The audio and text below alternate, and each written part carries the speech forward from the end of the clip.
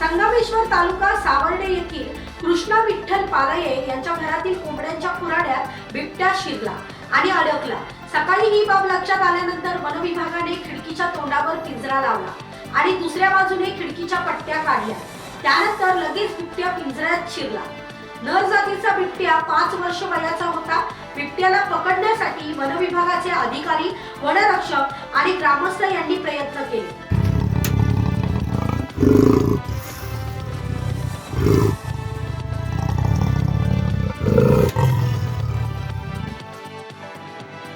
रत्नागिरी सिंधुदुर्ग लोकसभा मतदारसंघाचे खासदार विनायक राऊत यांच्या वाढदिवसानिमित्त विविध कार्यक्रम आणि ओरोस येथे सायंकाळी स्नेह मेळावा आयोजित करण्यात आला आहे, अशी माहिती आमदार वैभव नाईक, शिवसेना जिल्हा प्रमुख संदेश पारकर यांनी दिली। रत्नागिरी सिंधुदुर्ग लोकसभा मतदारसंघातील लोकप्रिय खासदार विनायक राऊत यांचा उद्या महाविकास आघाडीच्या वतीने सिंधुदुर्ग जिल्ह्यात वेगवेगळ्या ठिकाणी वाढदिवस साजरा करण्यात येणार आहे। या निमित्ताने वेगवेगळ्या मंदिरामध्ये अभिषेक या ठिकाणी करणार आहोत। त्याचबरोबर वेगवेगळ्या ठिकाणी अनेक उपक्रम, रक्तदान असू दे, खाऊ वाटप असू दे, महिलांच्या बैठकी स्पर्धा असू दे किंवा अनेक लोकांचा सन्मान असू दे, या उपक्रमाद्वारे आम्ही साजरा करणार आहोत। 320 कोटी खर्चाचे राज्यातील पहिले युनानी महाविद्यालय आणि 100 खाटांचे रुग्णालय म्हसळा येथे उभारण्यात येईल, अशी माहिती राष्ट्रवादीचे प्रदेशाध्यक्ष खासदार सुनील तटकरे यांनी दिली। युनानी महाराष्ट्र सरकारचं स्वतःचं पहिलं होतं। बिल्डिंग और टॉवर होणं म्हणजे धोकादायकच आहे। तसं युनानी मेडिकल कॉलेज हे पहिलं राज्य सरकारचं होत आहे, ते म्हशाळमध्ये होत आहे आणि त्याच्यासाठी लागणारे 330 कोटी रुपये आज त्याच्यातल्या राज्य सरकारने मंजूर केले आहेत। नागोटे ग्रामपंचायत हद्दीत टॉवरने विळखा घातला आहे, त्यामुळे येथील नागरिकांना अनेक प्रकारचे गंभीर आजार आणि व्याधींना सामोरे जावे लागत आहे। मानवी वस्तीतील नागरिकांच्या आरोग्यास प्रचंड हानिकारक असलेले टॉवर हटवावेत, अशी मागणी येथील स्थानिक नागरिकांनी केली आहे। अन्यथा तीव्र आंदोलन छेडू, असा इशारा शांतीनगर येथील स्थानिकांनी दिला। ह्या परिसरामध्ये गेल्या 18 वर्षापासून एअरटेल आणि टाटा इंडिकॉम आणि आताचा जिओ असे 2 टॉवर आहेत। ह्या 2 टॉवरमुळं आम्हाला अनेक टॉवर ज्यावेळीपासून निर्माण झाले त्यावेळीपासून भरपूर त्रास, रेडिएशन, पावसाळी विजा चमकणं, विजा त्या टॉवरवरती पडणं, त्यानंतर टॉवरवरती अपरात्री ऑपरेटर येणं, कामगार येणं, काम करून जाणं, ह्या सर्व गोष्टींचा खूप भयानक त्रास होतो।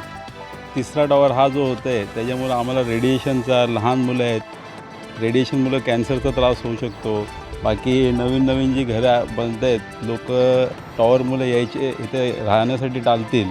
दिनांक 11/8/2023 रोजी इथल्या स्थानिकांनी गेले 5-6 महिन्यापूर्वी इथं या टॉवरला विरोध केला होता। इथं 2 ते 3-4 टॉवर इथं बसत आहेत, मोबाईलचे टॉवर बसत आहेत आणि त्या टॉवरवरनी होणारे रेडिएशन इथल्या स्थानिक मुलांना किंवा इथल्या राहणाऱ्यांना भरपूर त्रास होत आहे। लोटे परशुराम MIDCच्या लगतच अतिरिक्त MIDC मध्ये कारखान्याच्या रासायनिक सांडपाण्यासाठी संपाच्या बांधणीचे काम चालू आहे। मात्र हे काम अतिशय निकृष्ट दर्जाचे होत आहे, असा येथील ग्रामस्थांचा आरोप आहे। रायगड जिल्हाधिकारी किशन जावळे यांची रायगड जिल्हा काँग्रेस अध्यक्ष महेंद्र घरत यांनी सदिच्छा भेट घेतली।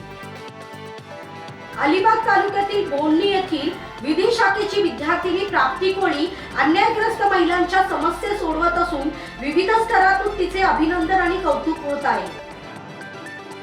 काँग्रेसचे ज्येष्ठ नेते राहुल गांधी यांची भारत जोडो न्याय यात्रा ऐतिहासिक वारसा लाभलेल्या नाशिक शहरात दाखल झाली आहे। नाशिकमध्ये या यात्रेला प्रचंड प्रतिसाद लाभला। ही यात्रा 17 मार्चला मुंबईत पोहोचेल। त्यानंतर शिवाजी पार्कवरच्या सभेने याची सांगता होईल।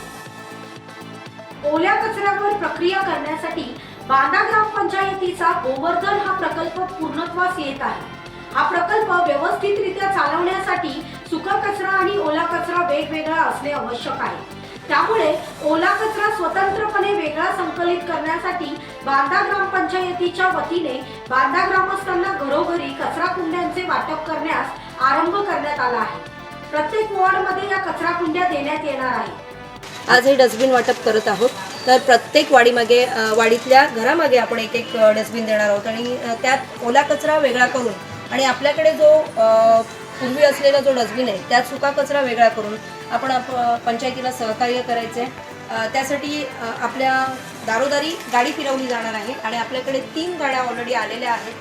त्या कचरा गाडीद्वारे आपण तो कचरा संकलित करायचा आहे आणि त्याद्वारे तो गोवर्धन प्रकल्पात आपला जाणार आहे आणि गोवर्धन प्रकल्पाद्वारे इलेक्ट्रिक सप्लाय स्मशानभूमीसाठी केला जाणार आहे. गोव्यात विजयानंद विद्यालयाच्या नवीन इमारतीचे उद्घाटन ब्रह्मेशानंद स्वामी यांच्या हस्ते आणि शिक्षण संचालक शैलेश जिंगडे, गोवा शाळांत मंडळाचे अध्यक्ष भगीरथ शेट्टे आदी मान्यवरांच्या उपस्थित थाटात पार पडले. टाइम्स डिजिटलला लाईक करा, सबस्क्राईब करा, शेअर करा आणि बेल आयकॉन दाबायला विसरू नका. पाहत रहा टाइम्स डिजिटल.